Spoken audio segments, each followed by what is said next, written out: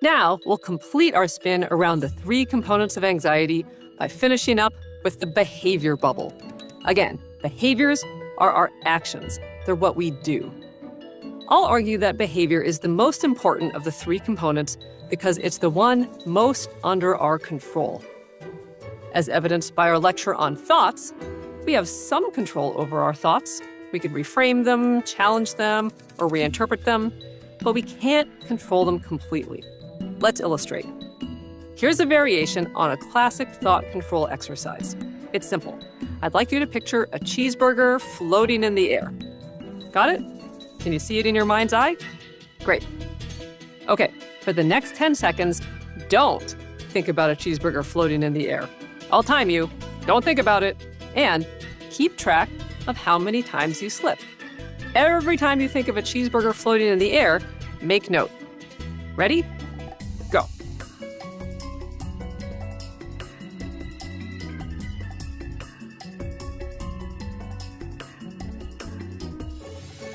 If you're like most humans, the image of a cheeseburger floating in the air popped into your thoughts at least once, maybe even several times.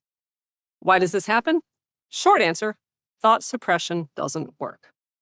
Long answer, when we suppress, one part of our brain does avoid the thought, but another part checks to make sure we're doing it, which makes us think about it. In other words, we have to remember what it is we're not supposed to think about. For trivia nerds out there, this is ironic process theory, also known as the white bear effect, originated by social psychologist Dr. Daniel Wegner of Harvard University. As the name suggests, the exercise he liked to use was, don't think about a white bear. Applied to anxiety, this means we can't control our anxious thoughts. If we're worried about our kid's ongoing cough or our boss's ongoing temper, we can't just put it out of our mind. Same thing goes for emotions. While we have some influence over them, that's the premise of this entire course after all, we don't have complete control. At some point in your life, a well-meaning person has probably said to you, just relax. Don't be nervous, cheer up, or calm down. And I'd be willing to bet you didn't respond with, oh, thanks, I didn't think of that. We can't just change how we feel on a dime. Finally, we have some control over our bodies, but not complete control. We can't willfully kick our immune system into high gear when someone has a coughing fit next to us. We can't ask our sweat glands to please stop perspiring just until we're done with this speech. But what we can control is our behavior. With respect to our context, we can always control our behavior. And what I mean by context is our situation. We can control the behavior of, say, eating breakfast, well, that will look different given the context of having grocery shopped yesterday versus a week ago, or the context of a lazy Saturday morning with lots of time to cook versus rushing out of the house on a Monday with just enough time to grab a cereal bar. We can control the behavior of eating breakfast, but it will look different with respect to our context. Okay, back to behavior. What drives our behavior? Our values. Remember, your values are whatever is important and meaningful to you. They're under your control, freely chosen, continuous, and intrinsically meaningful. Values may include concepts like adventure, authenticity, justice, or kindness. They may be priorities like self-care, financial security, family harmony, or close friendships. They may include things you love, like books, the outdoors, or music. Or they may center on relationships, like a strong marriage, being supportive of your children, or getting involved in your community. You may have given a lot of thought to your values. You might know exactly what gets you out of bed in the morning. But if you haven't, let's get you started. Let's take stock of your values so you can apply them to your behavior. Think back to a time in your life that was particularly meaningful, a time you felt particularly fulfilled. Notice, I didn't say happy. Fulfillment often feels good, but it's not necessarily blissful or relaxing. Taking care of a young child, for example, can be fulfilling without being particularly fun. Working hard at a job you believe in can be meaningful, even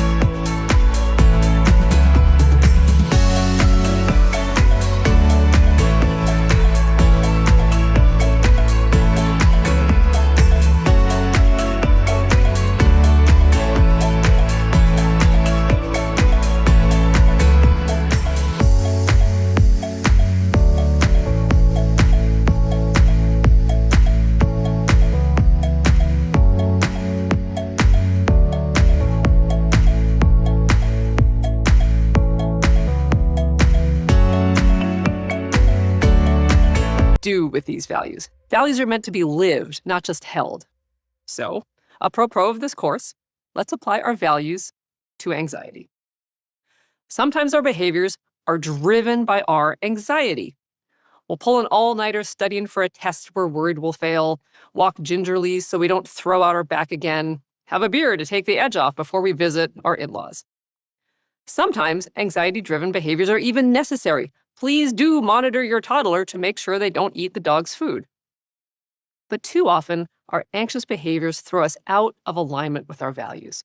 We value showing up for our kid, but our social anxiety makes us stay home rather than going to the volleyball game where we'd have to make small talk with other parents. We value exploring the outdoors, but anxiety makes us overload ourselves at work and spend most of our time at our desk.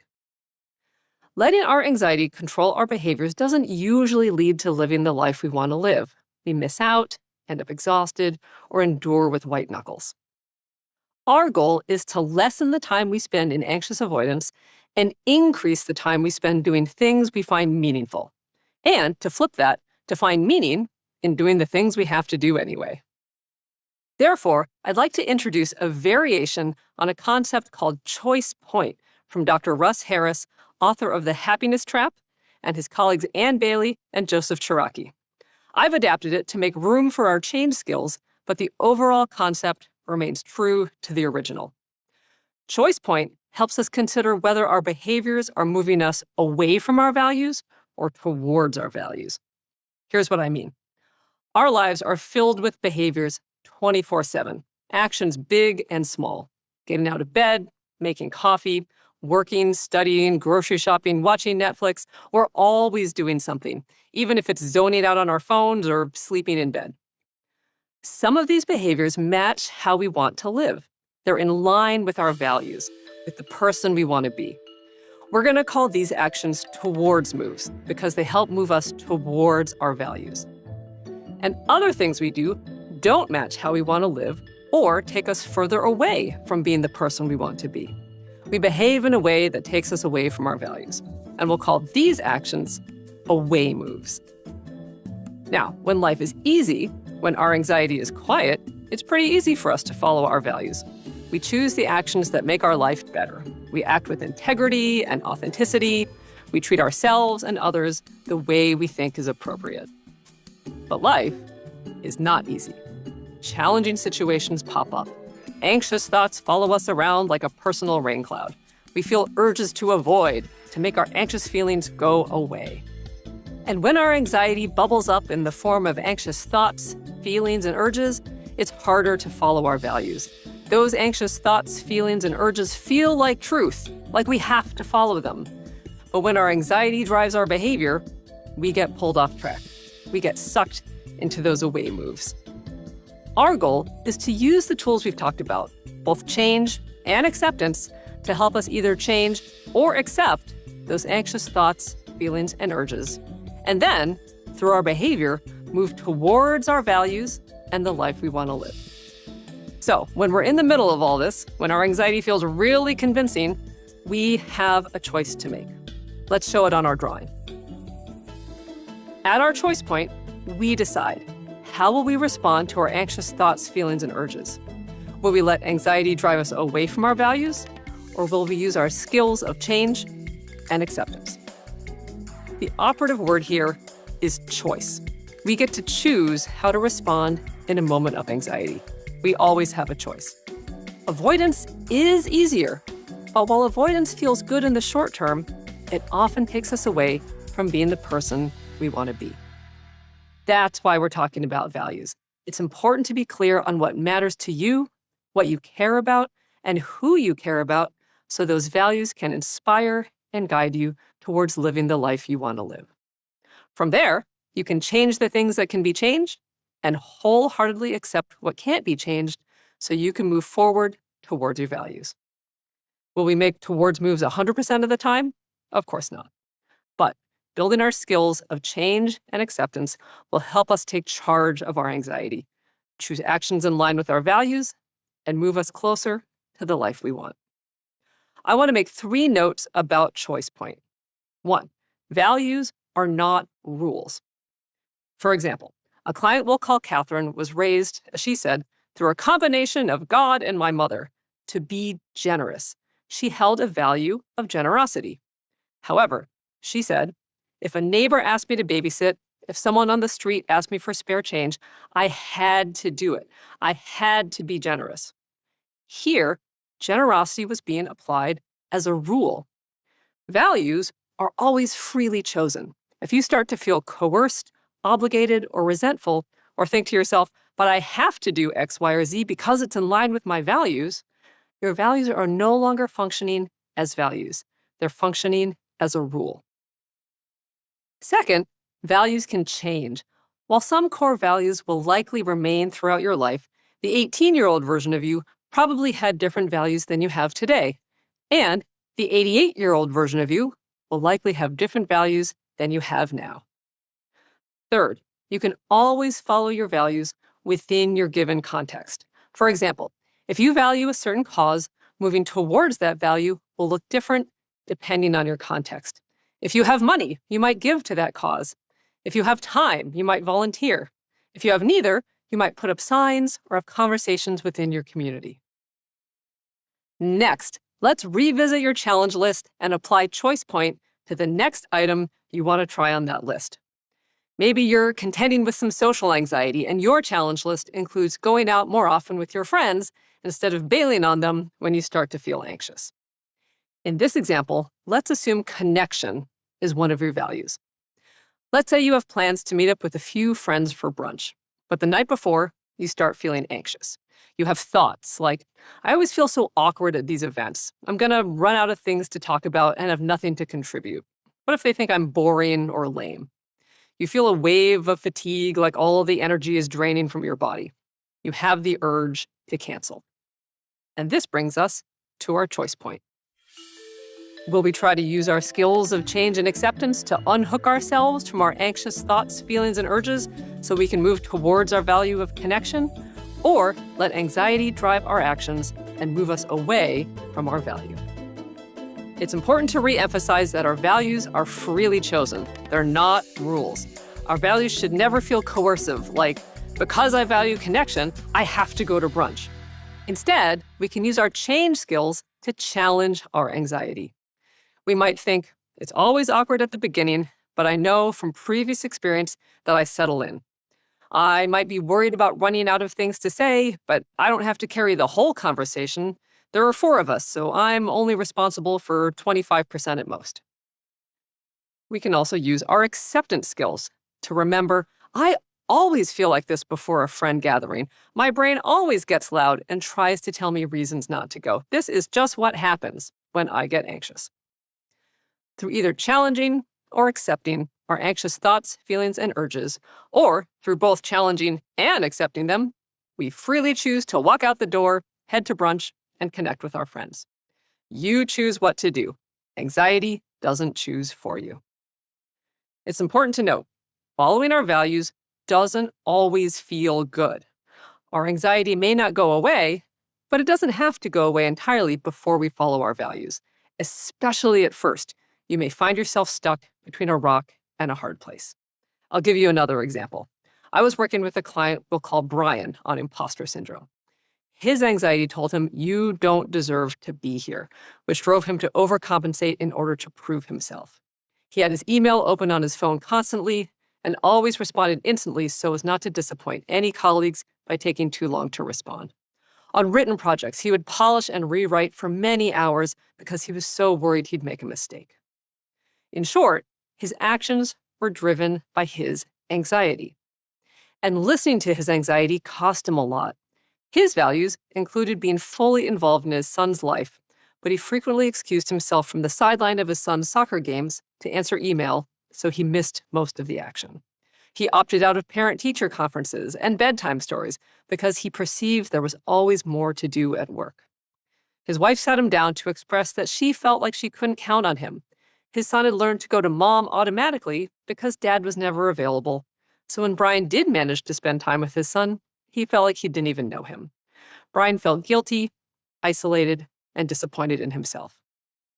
We identified Brian's anxious thoughts as, you don't deserve to be here, You have to prove yourself all the time. And that brought Brian to the choice point. We identified away moves, interrupting moments of connection to answer work email, missing family events to polish his work. He used some change skills. He turned the tables and asked himself if he would expect a colleague to answer all emails immediately. And the answer was no, unless they specifically say it's urgent or we're trying to meet a deadline. But he also did some acceptance. He imagined his "you don't deserve to be here" thought broadcast over a loud radio. It was loud and insistent, and while it would continue to broadcast his thought, he realized he didn't have to listen to it so closely. He couldn't turn the radio off. It's our mind's job to make thoughts, after all. But he didn't have to focus on its message. Brian practiced feeling his phone buzz and making the choice to keep watching the soccer game rather than ducking away to check email.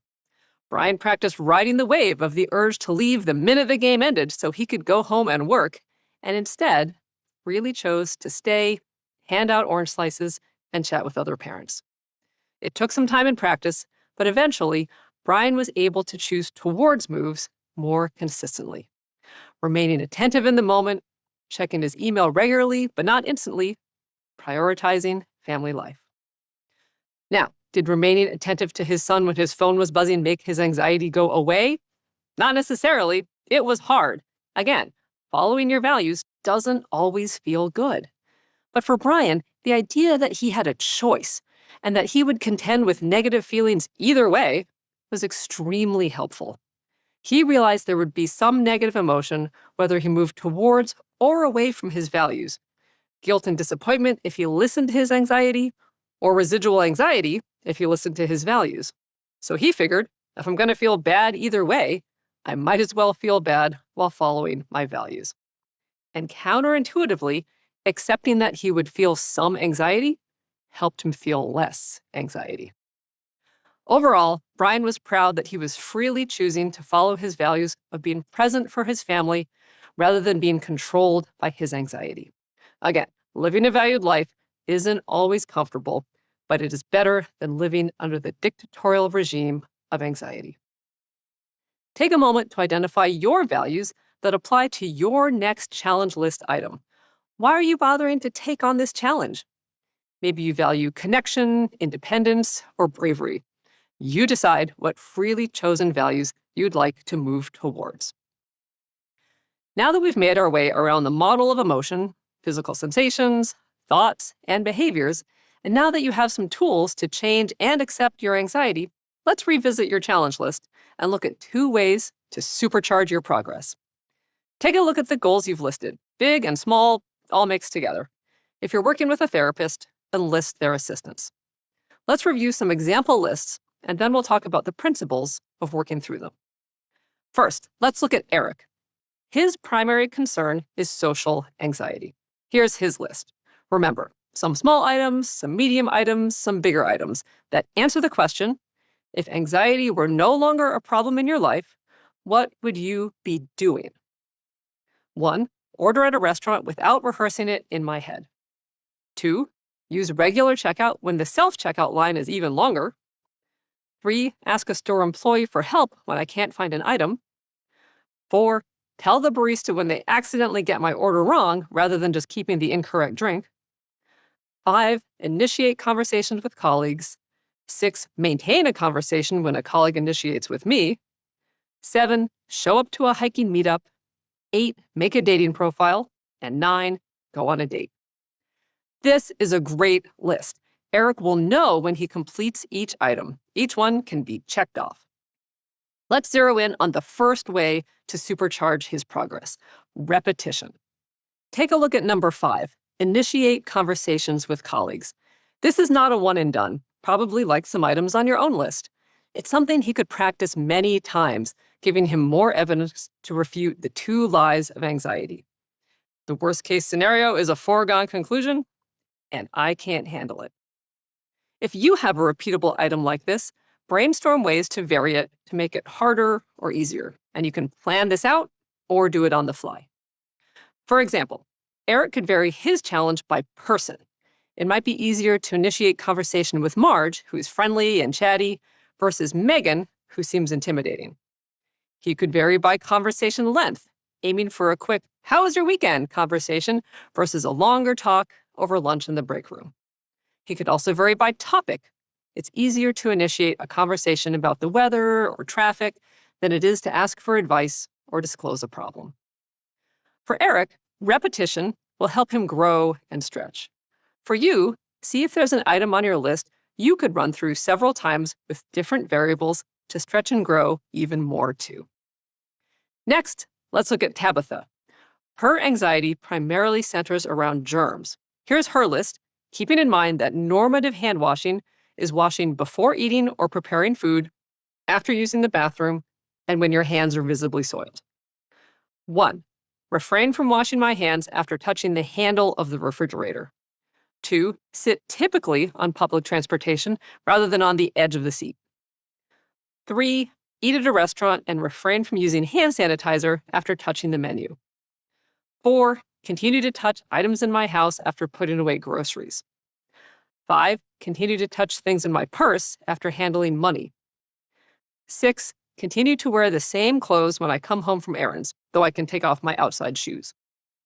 7. Continue to touch things in my house after taking out the garbage. And 8. Cook raw meat according to the recipe rather than cooking it for longer. This is also a great list. It's also a great opportunity to illustrate supercharging your experience by dropping safety behaviors. After all, sometimes we'll overtly do the item on our list, but we'll try to quell our anxiety and do covert workarounds through safety behaviors. Take a look at number 5. Continue to touch things in my purse after handling money.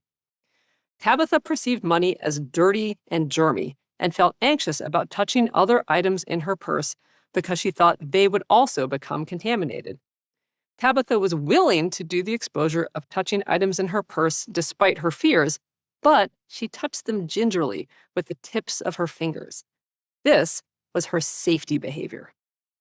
For Tabitha, a great way to approach this item is to do it at first with the safety behavior, but after a couple of repetitions, drop the safety behavior and touch items fully.